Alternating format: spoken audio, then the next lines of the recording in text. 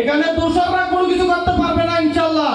এখানে যতদিন আমাদের গাইডলাইন, আমরা যারা আমাদের লিডার আছে ওনাদের গাইডলাইন নিয়ে আমরা ভবিষ্যতে যেভাবে এগিয়ে যাব, ওইখানে কোনো কেউ বাধা দিয়ে আক্রমণ করে পারবে না ইনশাআল্লাহ। সেক্ষেত্রে আমি একটা কথা স্পষ্ট করে বলতে চাই, ওনাদের প্যানেলে যদি আমরা থাকি ইনশাআল্লাহ আগামীতেও আমরা সরকার গঠন করতে পারবো ইনশাআল্লাহ। এটা আমি আমার শ্রমিক দলের পক্ষ থেকে আমি এটা অ্যানাউন্স করলাম, এটা ডিক্লেয়ার দিলাম।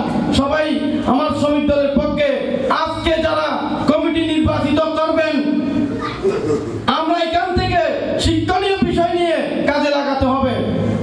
আমাদের দেশ নায়ক তারেক রহমান যিনি ৩১ দফা একটি আমাদের রাষ্ট্র সংস্কারের দিয়েছেন, ওটা আমরা যেন স্মরণ রাখতে পারি, ওটাকে আমরা যেন কাজে লাগাতে পারি। ওটা কাজে লাগাইতে লাগলে তাহলে মনে করবেন ভোট এমনিতে আমাদের ফেভারিটে চলে আসবে ইনশাআল্লাহ। তো সংগ্রামী সাথী বন্ধুরা, আপনারা অনেক দূর দূরান্ত থেকে আসছেন, আজকে আমাদের শ্রমিক দলকে এইভাবে সহযোগিতা করবেন এটা আসলে আমি আশা করি নাই। এই শ্রমিক দল শহীদ রাষ্ট্রপতি জিয়াউর রহমানের দল, এই শ্রমিক দল গণমানুষের দল, এই শ্রমিক দল মেহনতি মানুষের দল।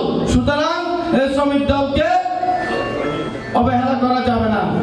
আপনারা আসছেন অনেক দূর দূরান্ত থেকে, আমি আমার শ্রমিক দলের পক্ষ থেকে আমি আপনাদেরকে আন্তরিক শুভেচ্ছা অভিনন্দন জানাই। সংগ্রামী সাথী বন্ধুরা, এই পর্যায়ে